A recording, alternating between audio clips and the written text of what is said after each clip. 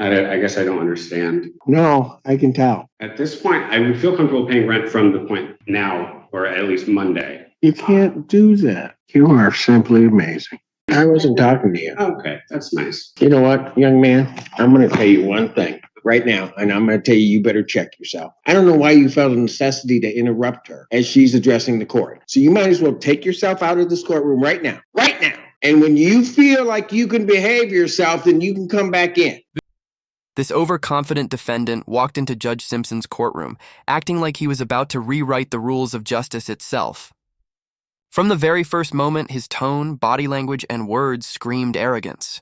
He tried to twist every fact, manipulate every detail, and make himself sound like a victim when in reality, he was the one taking advantage. Throughout the hearing, he kept disrespecting the judge, cutting him off, talking over him, and acting like he knew more than the man who's been upholding the law for years.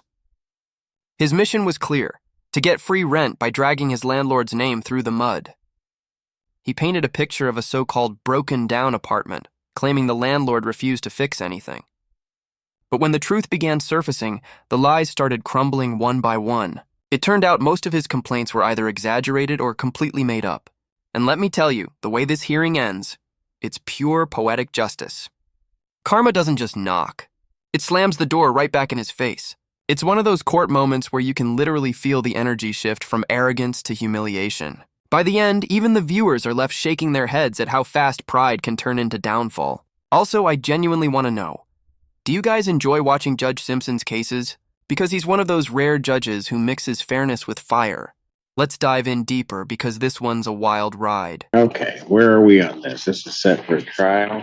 It's the landlord's position that has been completed, and we're seeking a judgment of possession for the full amount of rent, which is $5,229.68. Yes, sir. So since we moved in April, I moved in, there was a massive shower leak, which led to the discovery of mold. Okay, but hold on a second. I just want to go back to when we were here on the 26th. Sure. Yes. You didn't permit them to enter the unit. Right. They requested to be moved at that time, which was ignored, but they had already been in the unit in June to fix said issues, and they weren't properly fixed. So they were a lot of okay. You can obviously, but listen, you didn't let them in. Okay. Right? For one of them. So then I ordered you to let them in. You let them in. You were to give them a list of things that were to be done. So let's start there. Did those get completed? Yes. Okay. So what are we now fighting about? The fact that the issue was there for 3.5 months since move-in. Many issues. We tried to contact them via phone, no response. We tried to contact them via their portal, no response. They did come to attempt to fix the issues in June, but they weren't properly fixed according to the. Why don't you move? At this point, we'll do the year and then. Well, I mean, if it's that, why don't you just move? I would prefer just to stay at this point, but the responsiveness of Harbor One West and all that is horrifying. They don't respond to you at all. And there's been plenty of opportunities to fix the issues and they don't. So what is now wrong with the unit? As of currently now, nothing. But for 3.5 months, one of the bedrooms was soaking wet. Did you pay the rent? No. Okay, look, here's the thing. There's how much on? $5,229. It hasn't paid. Since when? Sorry. Excuse me, hasn't paid since when? Since April 17th. His move-in costs were paid, and then there's not been a payment since then. And give me that figure again, I'm sorry. Sure. It's $5,229.68. I did put a copy of the ledger for your. Yes. So, sir, how much do you think you owe? When there's mold and there's a. I didn't ask what. I'm just saying, how much do you think you owe? Until right now, nothing. Seriously. You think you get 100% abatement? Okay. That's not going to happen. No lessee or licensee shall be obligated to pay rent for any time periods that the lessor or licensee is in violation of this section, which is section 58-122. 58-122 of Yes. what? The premises and all common areas are Of within what? of the municipal code of the city, I guess. What I was given to by legal services to reference today. Mhm. Yes. To keep the premises in reasonable repair during the term of the lease or license, and to comply Did with. you read the rest of that? Did you read the rest of that section? Yes, I did. You read the whole 58, the whole section? No, I just read. Did you refer to the other sections that refers to regarding a certificate of occupancy? No, Didn't think you did. they weren't in compliance for over a month. I mean, I guess I don't understand. No, I can tell. Okay. You gave me one section of a statute or an ordinance. Okay. Give me the other sections. I don't have the other sections, Your Honor. I didn't think so. Why don't you have the other section? I wasn't provided them. I was speaking to legal services about this matter over and over again, and they provided me the situations or the You want to go call them now, see if you can get the other sections? Because you're just quoting half stuff to me. Okay. You want to? No, Your Honor. This case perfectly explains why so many people respect Judge Simpson. The defendant clearly walked in thinking he could outsmart the system, quoting random city codes like he was a professional attorney. You could almost see the confidence on his face when he began throwing around legal phrases that he probably Googled the night before. But the moment he opened his mouth, it became obvious he had no clue what he was talking about. If you've ever rented a place, you know that small issues come with the territory. A leaky faucet, a small patch of mold, a broken hinge. That's normal life. Those things don't mean you get to live there for free. The law doesn't grant rent immunity just because something minor needs fixing. Watching him talk in circles while Judge Simpson calmly listened was like watching someone dig their own hole deeper with every sentence. You could almost feel the secondhand embarrassment. And yet he kept going, trying to sound smart, thinking confidence would cover up the lack of truth. The thing is, you can't fake logic in front of a man who's been handling cases like this for years. Judge Simpson could see through every lie, every pause, every fake concern. It's wild that people still walk into court thinking a few fancy words will get them out of thousands in rent. Have you guys ever seen or dealt with someone who acts like this? Someone who creates their own problems and then pretends to be the victim? Because this is delusion at its absolute peak. So do you understand why what you just read doesn't apply for you? Yes, because I have certain. Yes. I just don't understand why, if there's mold that's making me sick, that I've had to go to the doctor. Do you have medical? Yes. Is the medical, well, okay. My goodness. Look, you can't give me hearsay statements. These are medical documents from the office visit for this mold issue, which I've emailed to. They're hearsay. Okay. Okay. Your Honor, if a tenant has severe repair issues, which he claims, and mold issues, and then he refuses to let the landlord in, it just doesn't make any sense. How many times are you not given access to the premises based upon the repairs? I believe one. Sir, that's part of the problem here. And you're going to be going out of the world backwards on this because you can't say I have repair issues. Can't say they won't respond and then deny them access. But that was the most recent time. I did not deny them access when they came back in June to fix the issues from the complaint to the city. They came to, they obviously came, said they fixed the issues and they didn't fix the issues. Your Honor, not to litigate this right now, but we were notified, we thought we fixed the issues. And then the next time when we went back, when we're told that we hadn't, even though the city didn't think there was an issue, we still went back pursuant to having trial the next day and were refused. So this has not been ignored. It was for. What do you want? At this point, I would feel comfortable paying rent from the point now, or at least Monday, Tuesday. You can't do that. Okay. I mean, I don't. you denied them access. A tenant can't say there's a problem and then deny them access. Okay. Hey, And when we had the issue the first time, we did not deny access. They came, they made their repairs, but they did not actually repair the issues. 2 days later, the city inspector came back and found them in failure to comply. I have that report. Which, just for the record, the landlord did not receive a copy of. I don't think that's on me. That would be on the city. you are simply amazing. Okay. So, were there points in time where either of you could not reside in the unit? Did you go someplace else?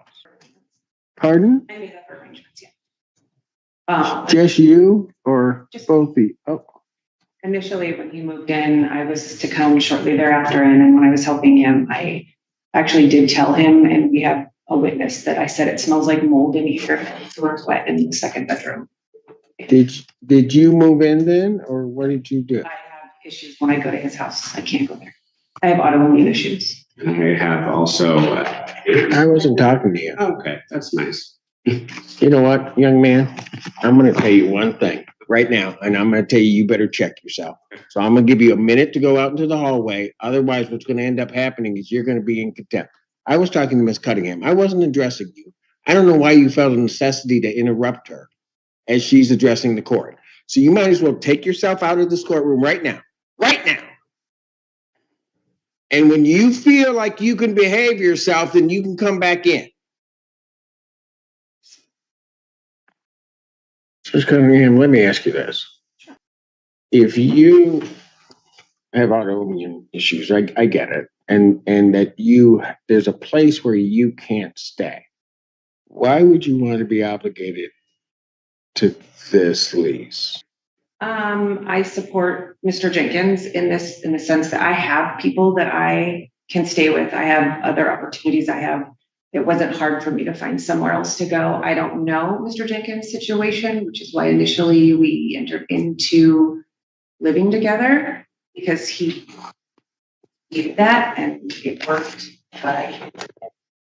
So I have options. I don't believe he does. So I guess it's one of those, it is what it is situations, for lack of a better term. So I guess, Ms. Cunningham, do you want to be obligated on this lease? I mean, ideally, no, but without sounding disrespectful, I would like my friend to live somewhere that's safe for him. And the fact that he doesn't have other options, I would hope that he could live there safely. I guess I would ask the court and everybody in the court, would you want your family living there? Ma'am, I don't know. I'm just asking. I'm just saying, no, I mean, I don't know. I don't have an answer to that. The answer is I support him. I have options. He does not. If this is the way that it has to be, then this is the way it has to be. But no, I would not, which is why I didn't. Mr. Jenkins, So, if I go through this whole trial, don't just find in plaintiff's favor, and you have to pay $5,000 plus in 10 days. Are you going to be able to do that? I would not. So, can in part, we kind of really boil this down to what it is. Okay. Because the way that you're proceeding on this right now, you're going to lose. When Judge Simpson finally spoke, his words cut through the nonsense like a blade. He wasn't rude, just direct, calm, and brutally honest. But you could tell the defendant wasn't even listening. His face stayed blank, his eyes distant, like someone who already knew he'd lost but refused to admit it. It's sad, honestly. You could sense a bit of desperation. Maybe this man was struggling financially, maybe life had been rough. But trying to outsmart the court is never the solution. Instead of showing proof or paperwork, he brought excuses. Instead of being cooperative, he brought attitude. He complained that the landlord didn't fix anything, but then admitted he wouldn't even let the landlord in to do repairs. Think about that, like how can you complain about something you're preventing from being fixed? It's almost comical. Judge Simpson, being as sharp as ever, immediately caught that contradiction. He didn't need hours of testimony to understand what was going on. Years of experience have taught him how to spot deception within minutes. This wasn't about broken things, it was about a broken sense of responsibility. And when the judge finally told him to leave the courtroom, it wasn't out of anger. it was out of complete clarity. Justice doesn't play favorites, and this time, it wasn't fooled for even a second. And I have to thank Miss Cunningham, because Miss Cunningham gave me great insight to exactly what I think is going on here. You really do have to fight this, because if they get the full amount of their judgment, you can't pay it. There aren't other options for you, right? Yes.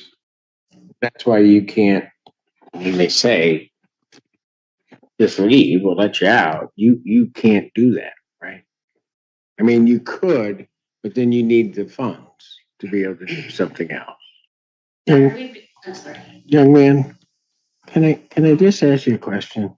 Yes. You've been before me, at least in person, 3 times. This is your 3rd time. Why don't you just say that? I don't know, Your Honor. I just don't understand how, when there are maintenance concerns like there were, we're given plenty of opportunity, and it's just like, Okay, it's dismissed. but I don't get it. here's the thing. They're not all dismissed. Part of the issue is getting the maintenance issues corrected. Right. But the problem is you made one huge mistake when you didn't let them in. So you can't have maintenance issues. Landlord comes to fix them. Tenant says, I'm not letting you in, and then says, oh, I'm going to complain about these maintenance issues. It can't work that way. Okay? Yes. And then the other part of it is that I know you've been on the Zoom when I'm going through these cases. Part of the issue becomes, from my perspective, is how to keep people out. It really isn't about trying to kick people out. But one of the things that I think you should learn from that is, or should have picked up from that is, just give me the honest story, right? Okay, you can have repair issues, but the reality is, Your Honor, I can't go anywhere else. I might be struggling for this reason, that reason, whatever the reason. But here's where I am. And then try to figure out a way to make that work. Right? Yes. Because otherwise, the problem is you go through this whole thing and then you got 10 days to do something. And what? So if I told you had to put another $2,000 into escrow, could you do that today? Today, no. Could you do it in 2 weeks? Yes. Okay. So let me ask you this.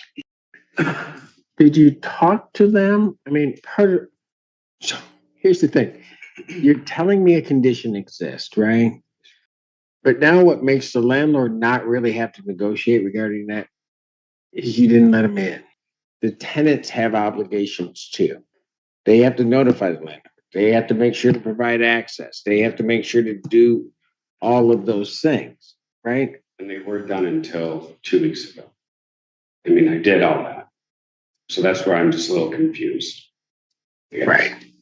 The section they give you, at some point, that unit passed a direct health and safety inspection. Right. All right. Now, if something happened between then and then, okay, then it's got to be dealt with. Right. But the landlord has to know. And then you have to provide access. And that's your big problem with this case. Even if, let's say, I believe everything that you tell me, right? You almost negate your own case. So let's think about the big picture. You want to stay, right? For the remainder of the lease, yes. All right. Right now, if I had to make a finding, we'd probably get everything, okay? So if we operate just for the moment on that assumption, okay?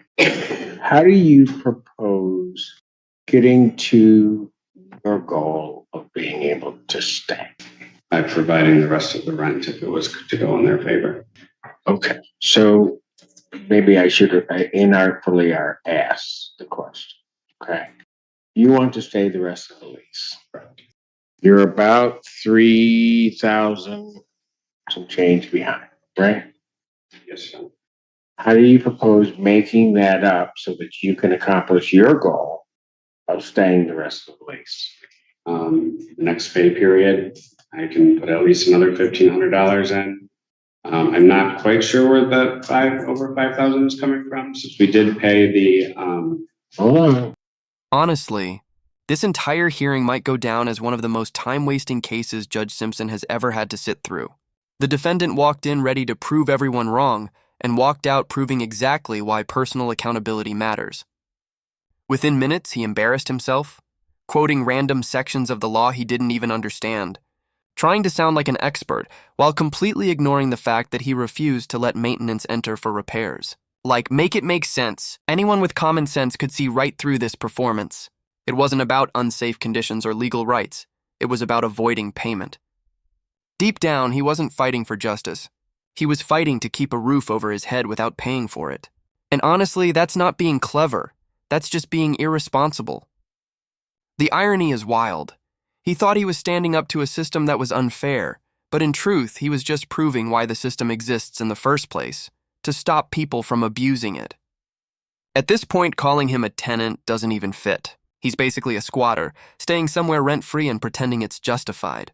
It's crazy to think that in 2025, with all the awareness, people still try these stunts and think they'll walk out victorious. Instead, he's now facing a $5,000 bill in back rent, which is poetic because that's exactly what accountability looks like catching up. Sometimes life doesn't humble you. Your own actions do. So go ahead. I'm sorry. So we paid like post-dated rent for April. So that until May 1st would be May, June, and July would have been 10, 15. And I see that now. Okay. So how would you get yourself out? I guess. Let me ask you this question. If I give them a judgment for that full amount and tell you got to do something in 10 days, what do you do? I wouldn't be able to do that, Your Honor. Then what would happen? I would have to be evicted. And then where would you go? I have to find other options, I guess. They're not there right now, right? Not currently. I mean, I would have to obviously start looking around, Your Honor. Okay. All right. So of this 3,000, how do you propose? How would you make that up? I mean, how do you see making this work for you to get to where you want to be, which is to remain there the rest of your lives? I mean, I get paid every 2 weeks. I can every 2 weeks put money towards the rent, obviously. Let me ask you this. How did you find yourself in this position? By withholding the rent and spending it while these issues were there. Yeah. Okay. Yeah. Okay. Thank you for your honesty, because I knew that's what happened. Yep. Okay. So, you know something, Mr. Jenkins? I've been doing this for a long time. Right? I don't think you're a bad person. I don't. I think you were, every time you'd walk in, you were angry. You weren't sure how to get yourself out of this. And so you just kind of puffed up. And it wasn't going to get you anywhere. Isn't this a much better conversation to have? Yes, sir. All right. Now, so sometimes in life we just do stupid things. Well, I don't say stupid things, but we just do ill-advised things. Like supposed to be withholding our rent, and then we spend it on something else that happens. And the next thing you know, D-Day comes, I ain't got it. Right? Yes, sir. Happens. How old are you? How am I? Yeah. 36. Okay. You got a lot more time to make a lot of stupid decisions, so don't worry about it. Okay? They're just going to happen. Okay. Is there any room with some of the late fees that you could maybe do? I realize that you don't have to, but he wants to stay. I think if nothing else out of this, he's learned something.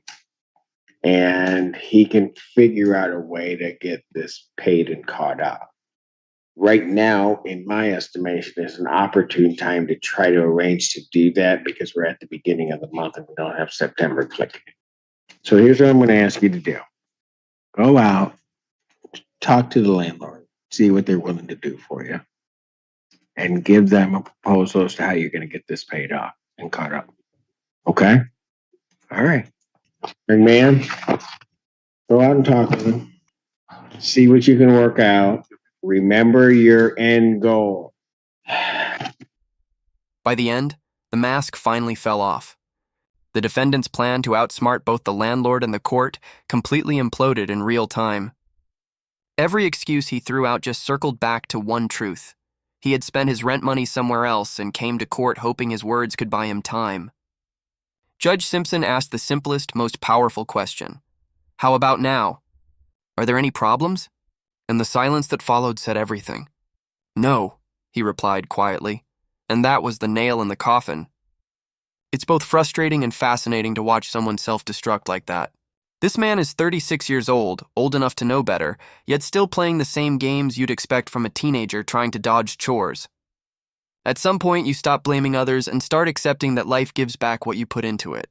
And that's exactly what Judge Simpson showed here. Tough love in its purest form. He didn't just hand down a ruling, he gave a lesson. He made him pay every cent he owed, but he did it with dignity, not cruelty. You could tell, even in the firmness of his decision, there was compassion, the kind of humanity that reminds you the courtroom isn't just about punishment, it's about truth. And that's why this hearing stands out. It wasn't just about rent, it was about responsibility, growth, and reality catching up. Let me know what you guys think. Did Judge Simpson handle it perfectly, or do you think he should have gone even harder? Either way, one thing's clear. Karma doesn't miss, and this case proved it.